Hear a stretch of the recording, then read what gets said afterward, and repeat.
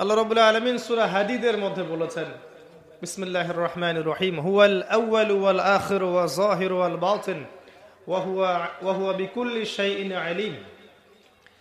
আল্লাহ বলছেন, আল্লাহ পাকই প্রথম, আল্লাহই শেষ, আল্লাহই প্রকাশ্য এবং আল্লাহই গোপন, এবং তিনি প্রত্যেকটা বিষয় সম্পর্কে জ্ঞানী। আল্লাহ প্রথম কথার অর্থ হচ্ছে যখন কোনো কিছুই ছিল না তখন আল্লাহ রাব্বুল আলামিন ছিলেন। যখন কোনো কিছু ছিল না তখন কে ছিল? আল্লাহ সুবহানাহু ওয়া তাআলা ছিলেন। আবার যখন কোনো কিছুই থাকবে না আল্লাহ রাব্বুল আলামিন থাকবেন। কুল্লু মান আলাইহা ফান ওয়া ইয়াবকা ওয়াজহু রাব্বিকা যুল জালালি ওয়াল ইকরাম। আল্লাহ পাক একা ছিলেন, এরপরে আল্লাহ রাব্বুল আলামিন আরশ সৃষ্টি করেছেন এবং তার আরশটা ছিল পানির উপরে, কানা আরশুহু আলাল মা। এরপরে আল্লাহ পাক সৃষ্টি করেছেন কলম, এবং কলমকে বলেছেন উকতুব, কলম তুমি লিখো। আমাদের কলম নয়, আল্লাহর স্পেশাল কলম, কলম তুমি লিখো। কলম কথা বলেছিল, কলম বলেছিল মাযা আকতুব, হে আল্লাহ আমি কি লিখব। আল্লাহ পাক বলেছিলেন কিয়ামত পর্যন্ত যত কিছু হবে সবকিছু লিখে ফেলো। লাউহে মাহফুজের মধ্যে কলম প্রতিটা বিষয় লিখে ফেলেছে। এই পৃথিবীতে, এই মহাবিশ্বে কিয়ামত পর্যন্ত কবে, কোথায়, কোন ঘন্টায়, কোন সেকেন্ডে, কোন মুহূর্তে কি হবে, এর বাইরে কিচ্ছু হবে না ইনশাআল্লাহ তাআলা। তো এখানে আল্লাহ পাক পুরো মহাবিশ্বের তাকদীর লিখেছেন, শুধু মানব জাতির নয়, প্রত্যেকটা বিষয় লেখা হয়েছে। এরপরে আল্লাহ রাব্বুল আলামিন 6 দিনে এই মহাবিশ্ব সৃষ্টি করেছেন। হুয়াল্লাযী খালাকাস সামাওয়াতি ওয়াল আরদা ফি 6 আইয়াম। তিনি সেই আল্লাহ যিনি এই মহাবিশ্বকে সৃষ্টি করেছেন মাত্র 6 দিনে। আর আল্লাহর একদিন আমাদের একদিনের সমান নয়। আল্লাহ পাকের একদিন, শুধু কিয়ামতের দিন, মানুষের 50,000 বছরের সমান। মানুষ দাঁড়িয়ে থাকতে থাকতেই অতিষ্ঠ হয়ে যাবে, বিচার শুরু হচ্ছে না কি জন্য। তো আল্লাহ রাব্বুল আলামিন পুরো মহাবিশ্ব সৃষ্টি করেছেন এবং আসমান সমূহ জমিন একটা বিন্দুর মধ্যে ছিল, যেটা এখনকার সায়েন্স বলে যে বিগ ব্যাং থেকে সৃষ্টি হয়েছে মহাবিশ্ব। আর আল্লাহ পাক কোরআনে বলছেন বিগ ব্যাং থেকে নয়, বরং আল্লাহর হুকুমে সৃষ্টি হয়েছে মহাবিশ্ব। সূরা আম্বিয়া 30 নম্বর আয়াত পড়ে দেখবেন, আল্লাহ বলছেন আওয়ালাম ইয়ারাল্লাযীনা কাফারু আন্নাস সামাওয়াতি ওয়াল আরদা কানাতা রাতকান ফাফাতাকনাহুমা। যারা অবিশ্বাস করছে তারা কি লক্ষ্য করে দেখে না যে আসমান সমূহ এবং জমিন একটা বিন্দুর মধ্যে ছিল, এরপর আমি আল্লাহ সেটাকে পৃথক করে দিলাম। সুবহানাল্লাহ। তো এই শিক্ষা ব্যবস্থা আপনাকে ওই বিগ ব্যাং পর্যন্ত নিয়ে যাবে। এর উপরে কি সেটা চিন্তা করার ক্ষমতা এরা রাখে না। আর তাদের চিন্তা যেখানে শেষ, আল্লাহ পাকের চিন্তা সেখান থেকে শুরু। আল্লাহু আকবার। আল্লাহ পাক বলছেন বিগ ব্যাং এমনি এমনি হয়নি, আমার হুকুমে হয়েছে, আমি এটাকে পৃথক করে দিয়েছি। সুবহানাল্লাহ। আল্লাহ পাক কি জন্য সৃষ্টি করলেন এই মহাবিশ্ব? এটা একটা ভালো প্রশ্ন। নিছক খেলার ছলে সৃষ্টি করেছেন? আল্লাহ পাক কি জন্য সৃষ্টি করতে গেলেন এই মহাবিশ্ব? উত্তর হচ্ছে ভালোবাসা। আল্লাহ পাক তার সৃষ্টিকে ভালোবাসেন।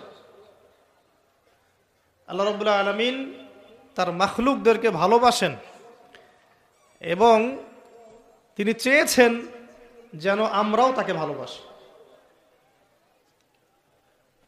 আল্লাহ রাব্বুল আলামিন চেয়েছেন যে আমরাও যেন তাকে ভালোবাসি। আল্লাহ রাব্বুল আলামিন এর কাছে 100 ভাগ রহমত বা ভালোবাসা এবং দয়া আছে, যার মধ্যে 1 ভাগ, মাত্র 1 ভাগ তিনি পুরো মহাবিশ্বে ছড়িয়ে দিয়েছেন।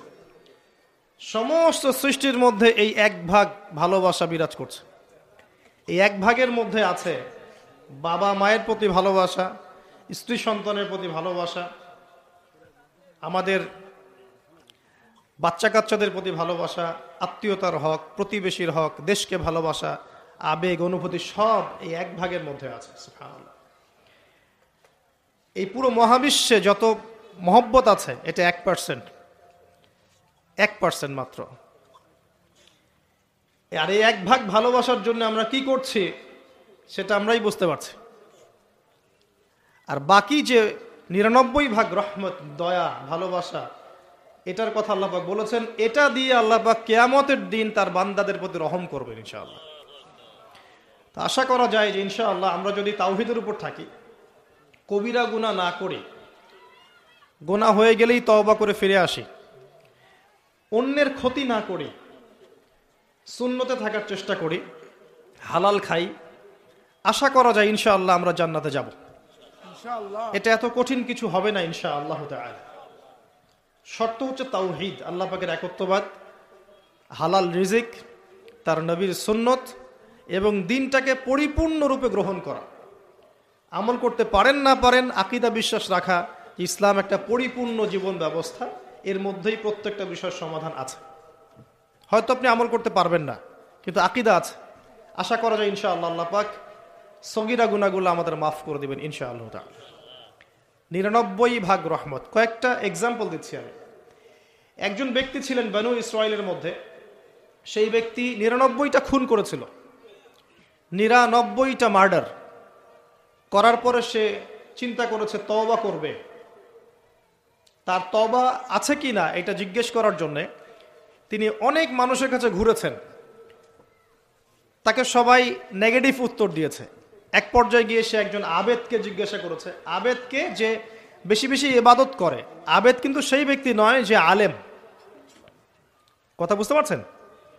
আলেম তার কাছে জ্ঞান থাকে এবং জ্ঞান অনুযায়ী সে আমল করে, আর আবেদের কাছে খুব একটা বেশি জ্ঞান থাকে না, কিন্তু সে ইবাদত করে।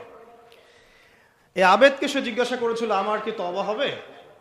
সে আবেদ বলেছিল যে তুমি 99টা খুন করেছো, তোমার কিসের তওবা? তো সে ব্যক্তি এই আবেদকেও খুন করে 100টা মার্ডার পূর্ণ করেছিল। এরপরে তার মধ্যে আবার তওবার চেতনা আসে, তাকে জানানো হয় অমুক জায়গায় একজন আলেম আছেন, তার কাছে গিয়ে প্রশ্ন করো, তিনি উত্তর দিবে। সে আলেম তাকে জানালো যে হ্যাঁ, তোমার তওবা করার সুযোগ আছে, তুমি খালেস অন্তরে আল্লাহর কাছে তওবা করতে পারো, আল্লাহ চাইলে তোমাকে মাফ করতে পারে। এবার সে তওবা করলো, করার পরে কি করতে হবে পরামর্শ চাইলো। আলেম তাকে বলল, তুমি এই এলাকা থেকে চলে যাও, অনেক দূরে হিজরত করো, যেখানে যাতে করে আগের হিস্ট্রির সাথে তোমার কোনো সম্পর্ক না থাকে, আগের জীবনের সাথে তোমার সম্পর্ক না থাকে, নতুন জীবন গঠন করো। সে যেতে যেতে রাস্তায় মারা গেল এবং আল্লাহ রাব্বুল আলামিন জান্নাতের ফেরেশতা এবং আযাবের ফেরেশতা দুজনকেই পাঠালেন। এই দুজন ফেরেশতা তারা তার আত্মাকে নিয়ে ঝগড়ায় লিপ্ত হলো, কে তার রূহটা কবজ করবে, কে তার রূহটা নিয়ে যাবে। আর আপনারা জানেন, যদি রূহটা নিয়ে যায় আযাবের ফেরেশতা, তার মানে কি? তার ফয়সালা কি? জাহান্নাম। জান্নাতের ফেরেশতা নিয়ে গেলে ফয়সালা জান্নাত ইনশাআল্লাহ।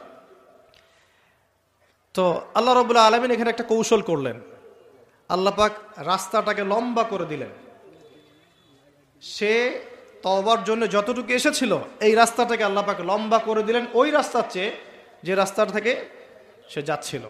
আল্লাহ পাক কৌশল করে তাকে মাফ করে দিলেন। আল্লাহ পাক ফেরেশতাদেরকে বললেন, রাস্তাটা পরিমাপ করে দেখো, কোন রাস্তার পরিমাপটা বেশি, সে যেখানে যাচ্ছিল সেটা না তওবার রাস্তা? তো তওবার রাস্তার লম্বা বেশি দেখালো, এতে করে আল্লাহ পাক তাকে মাফ করে দিলেন। আলহামদুলিল্লাহ, আল্লাহ পাকের দয়া। একজন মহিলা ব্যভিচারিণী, ব্যভিচার বোঝেন তো? আমি আবার আপনাদের ভাষা খুব একটা বুঝতে পারছি না। তো জিনা, জিনা তো বোঝেন, হারাম সম্পর্ক,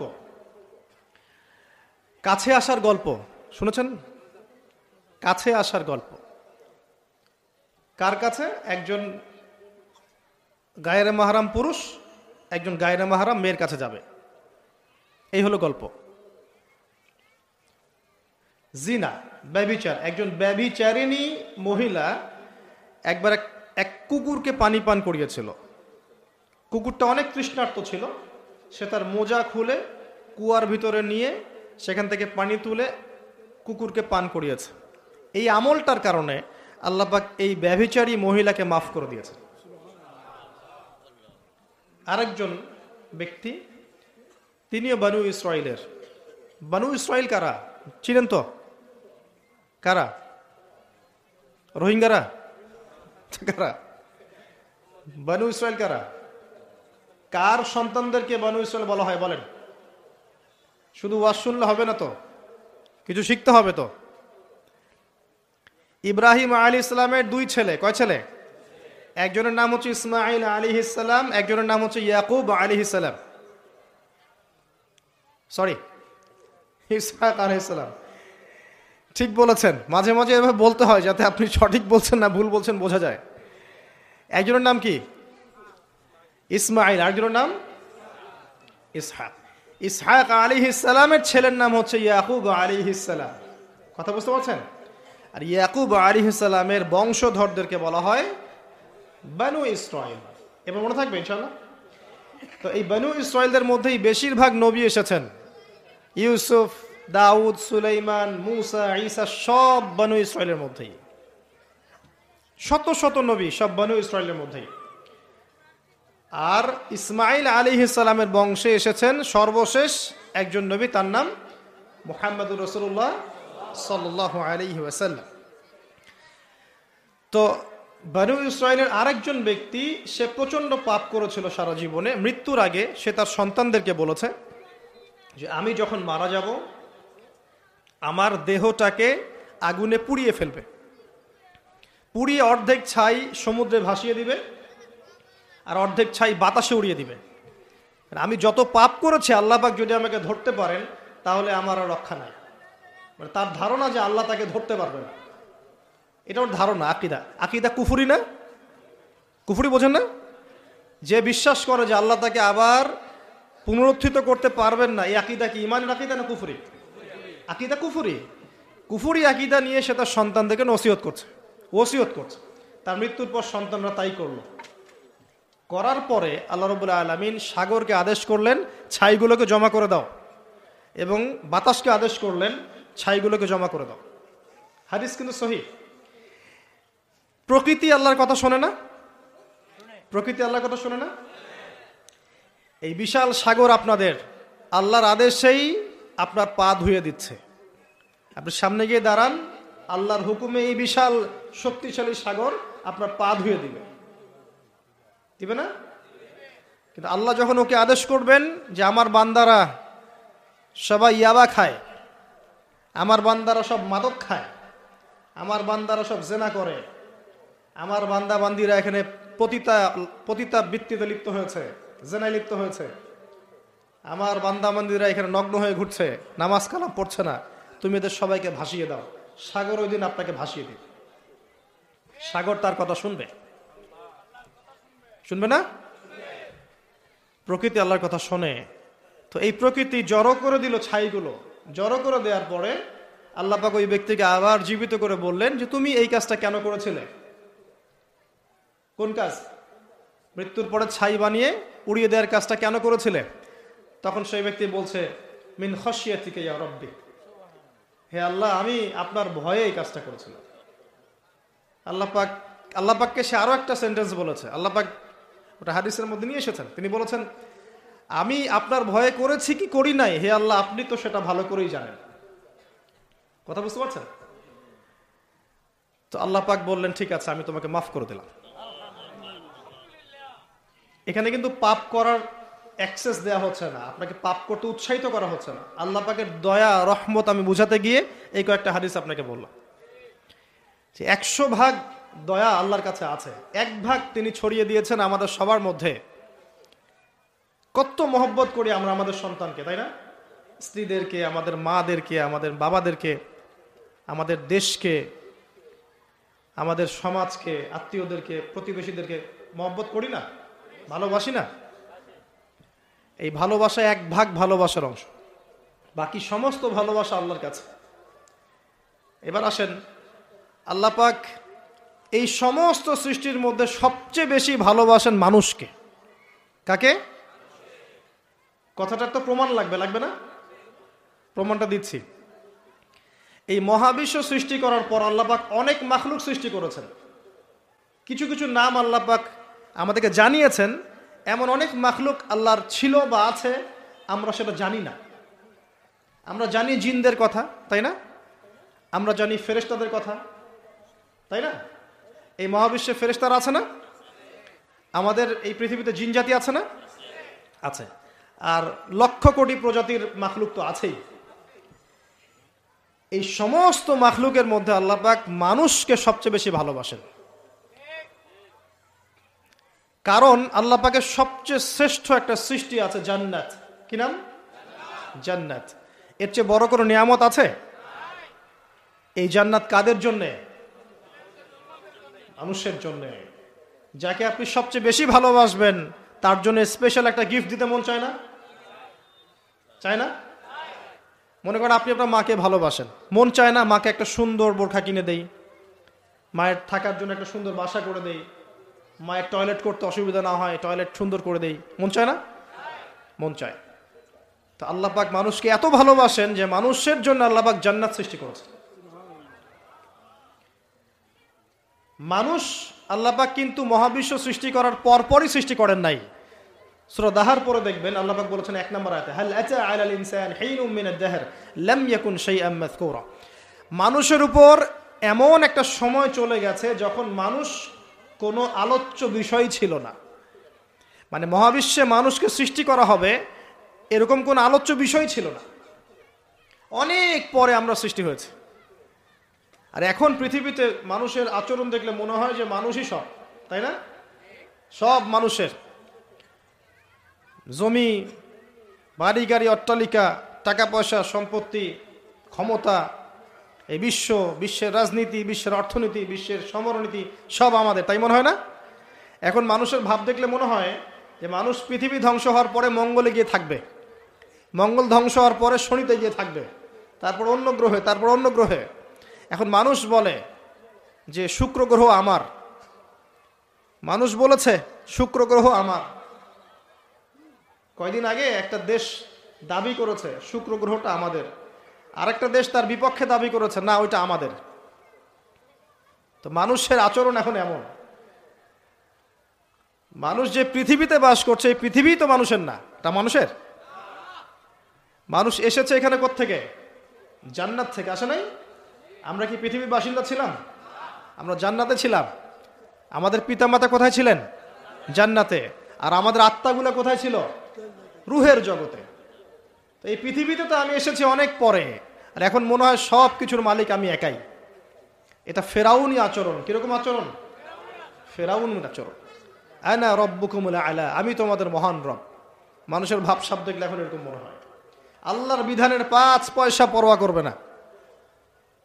দেখাবো আপনাকে, কানের মধ্যে দিনে 5 বার আসছে হাইয়া আলা সালাহ, হাইয়া আলা সালাহ, নামাজ পড়বে না, একটু মূল্যায়ন করলো না আল্লাহ পাকের হুকুমের। যাকাত ফরজ হয়ে গেছে, 10 বছর 20 বছর হয়ে যাচ্ছে, যাকাত ফরজ হয়ে গেছে, যাকাত দেয় না। মানুষ পরোয়া করে আল্লাহর? আল্লাহ বলছেন জেনার ধারের কাছেও যেও না, ও বলবে না এটা কাছে আসার গল্প। মানুষ আল্লাহ বলবেন সুদ খেও না, ইত্তাকুল্লাহ ওয়া যারু মা বাকিয়া মিনার রিবা, সুদের অবশিষ্ট অংশ সব ছেড়ে দাও। ওয়া ইল্লাম তাফআলু, যদি না ছাড়ো ফাযানু বিহারবিন মিনাল্লাহি ওয়া রাসূলিহি, আল্লাহ এবং তার রাসূলের সাথে যুদ্ধের ঘোষণা শুনে রাখো। মানুষ বলবে সুদেই অগ্রগতি, সুদেই প্রগতি। এটাই চলছে।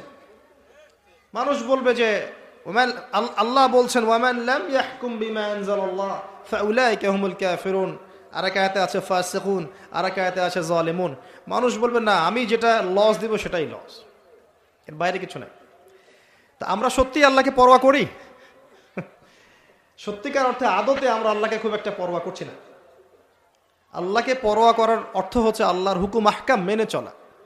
যদি আমি আল্লাহর হুকুম আহকামগুলো মেনে চলি তবেই প্রমাণ হবে হ্যাঁ আমি আল্লাহকে পরোয়া করছি।